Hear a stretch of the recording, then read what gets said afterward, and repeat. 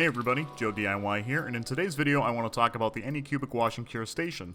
Now, Anycubic was nice enough to send this to me so that I could do a quick review and use this on some upcoming projects. Now, if you watch any of my other videos where I've used 3D printing, you'll know that I use the 2-jar method for cleaning my prints, where you just dip it in 1 jar of IPA, dip it in a slightly cleaner jar of IPA, try to dry the part off the best you can, and put it under a UV light.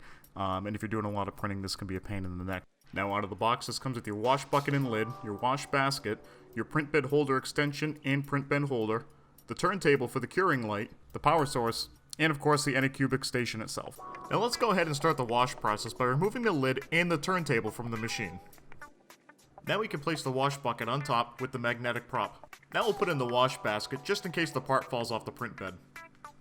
I'm going to be cleaning up a small Mandalorian figurine I printed off my Lego Mars printer, which has some pretty intricate details that'll need to be cleaned up. Now for this build I'm going to be using the print bed holder, as I want to clean both the part and the print bed at the same time. The holder slides into place and allows the part to be suspended in the IPA. Now the lid can get put back on, and we can go ahead and select the settings we want. Here you can see that I switch it from cure mode to wash mode, set it to 4 minutes, and hit the start button. The propeller will immediately start spinning and wash the part.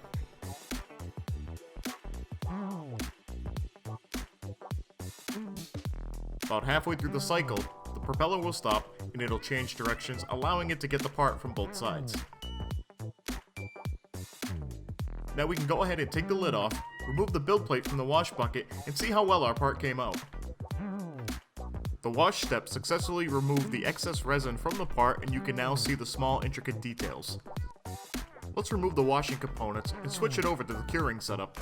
Remove the wash basket, then put the lid on the wash bucket so your IPA doesn't evaporate.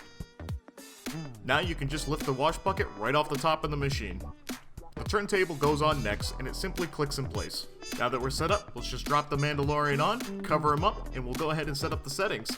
Now I'm going to switch it from wash to cure. I'm going to set it to 6 minutes, and we're going to hit start. Now cure times will vary based on the resin that you're using.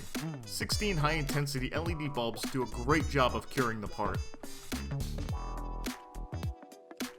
Now let's take the lid off, remove the part, and get a closer look and see how well this machine actually cures. Up close we can see all the fine details are there, meaning there is no excess resin present. There doesn't appear to be any spots that didn't cure. Everything seems to be solid the way you would expect. Now what's my final takeaway on this machine? Well, I think if you're going to do a lot of resin printing, then this is a machine you need to have. It really cuts down on the amount of labor and just clutter in your workspace alone. It does a better job at cleaning the part than I do by hand, and the cure is quick. Coming in at just around $200, this is a must-have. Again, this is Joe DIY, and I hope you enjoyed this review.